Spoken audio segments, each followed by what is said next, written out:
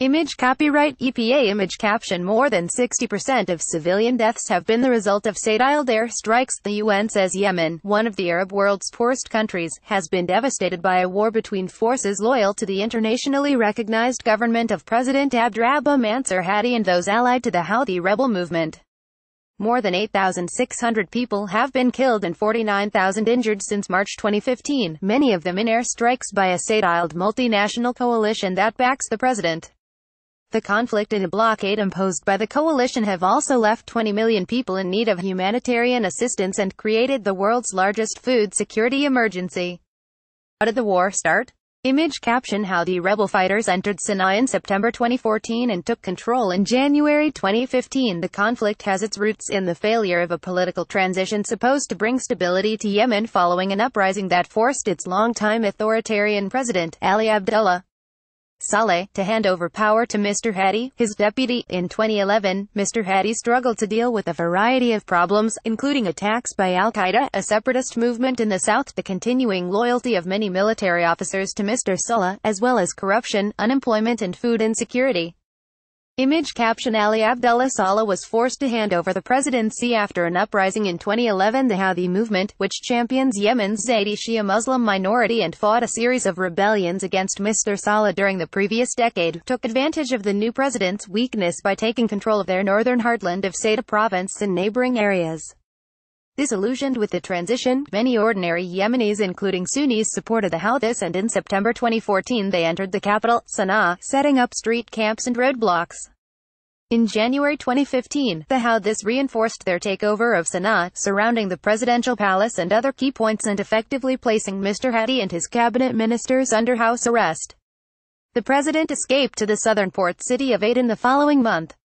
Image caption. A state-isled multinational coalition intervened in the conflict in Yemen in March 2015. The Houthis and security forces loyal to Mr. Saleh then attempted to take control of the entire country, forcing Mr. Hadi to flee abroad in March 2015. Alarmed by the rise of a group they believed to be backed militarily by regional Shia power Iran, Saudi Arabia and 8 other mostly Sunni Arab states, began an air campaign aimed at restoring Mr. Hadi's government. The coalition received logistical and intelligence support from the US, UK and France. What's happened since then? Media playback is unsupported on your device. Media caption. The Saudi bombing of a funeral using US weapons killed 140 people in October after 2.5 years of fighting. No side appears close to a decisive military victory. Pro-government forces made up of soldiers loyal to President Hadi and predominantly Sunni southern tribesmen and separatists were successful in stopping the rebels taking Aden, but only after a fierce, 4-month battle that left hundreds dead. Having established a beachhead, coalition ground troops landed in Aden that August and helped drive the Houthis and their allies out of much of the south over the next 2 months. Mr. Hadi's government established a temporary home in Aden, although most cabinet members remained in exile due to security threats. Since then, despite the air campaign and naval blockade continuing unabated, pro-government forces have been unable to dislodge the rebels from their northern strongholds, including Sana'a. Media playback is unsupported on your device. Media caption. The BBC's Nawal al-Maghafi visits the front line of the Yemen army's battle for the capital of Yemen. The Houthis have also been able to maintain a siege of the southern city of Taiz and to fire mortars and missiles across the border with Saudi Arabia. Jihadist militants from Al-Qaeda in the Arabian Peninsula, AQAP and rival affiliates of so-called Islamic State have meanwhile taken advantage of the chaos by seizing territory in the south and continuing to carry out deadly attacks, notably in government-controlled Aden. Media playback is unsupported on your device. Media caption. Saudi Foreign Affairs Minister Adel Al-Jubair. No country has provided more aid to Yemen than Saudi Arabia. The launch of a ballistic missile towards Riyadh in November 2017 prompted the state-isled coalition to tighten its blockade of Yemen. The coalition said it wanted to halt the smuggling of weapons to the rebels by Iran, an accusation that officials in Tehran denied, but the UN said the restrictions could trigger the largest famine the world has seen for many decades. What's been the impact on civilians?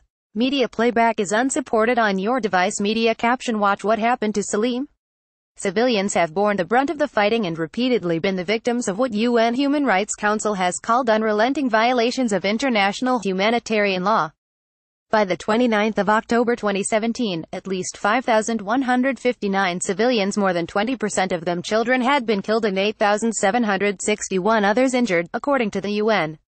Saudi coalition airstrikes were the leading cause of child casualties as well as overall civilian casualties. Media playback is unsupported on your device. Media caption: inside Yemen's industrial-scale prosthetic limb factory, the destruction of civilian infrastructure and restrictions on food, medicine and fuel imports have also caused what the UN has catastrophic humanitarian situation. More than 20 million people, including 11 million children, are in need of urgent humanitarian assistance. Some 17 million people do not know where their next meal is coming from, and 7 million are totally dependent on food assistance. Severe acute malnutrition is threatening the lives of almost 400,000 children. Media playback is unsupported on your device. Media caption: the BBC's Clive Myrie reports from one hospital on the brink of running out of fuel. At least 14.8 million are without basic health care. Only 45% of the 3,500 health facilities are functioning. They have struggled to cope with the world's largest cholera outbreak, which has resulted in more than 913,000 suspected cases and 2,196 deaths since April 2017. 2 million Yemenis are currently internally displaced due to the conflict and 188,000 others have fled to neighboring countries. Why have peace efforts failed? Image caption: UN envoy Ismail Old Sheikh Ahmed wants a sustainable solution to the conflict. The UN has organized 3 rounds of peace talks. There was hope of a breakthrough at the last round, which opened in Kuwait in April 2016, with both the Houthis and the Saudis seemingly under pressure and willing to negotiate. However, the talks collapsed 3 months later, triggering an escalation in the fighting that the UN said resulted in the number of civilian casualties rising dramatically. Mr. Hadi's government says the political process can only proceed if UN Security Council Resolution 2216, which calls for the rebels to withdraw from all areas they control and lay down their arms, is implemented. Why should this matter for the rest of the world? Image caption: suicide bombings claimed by so-called Islamic State have killed dozens of people in Aden. What happens in Yemen can greatly exacerbate regional tensions. It also worries the West because of the threat of attacks emanating from the country as it becomes more unstable. Western intelligence agencies consider AQAP the most dangerous branch of al-Qaeda because of its technical expertise and global reach, and the emergence of its affiliates in Yemen is a serious concern. The conflict between the Houthis and the government is also seen as part of a regional power struggle between Shia-ruled Iran and Sunni-ruled Saudi Arabia. Gulf Arab states have accused Iran of backing the Houthis financially and militarily, though Iran has denied this, and they are themselves backers of President Hadi.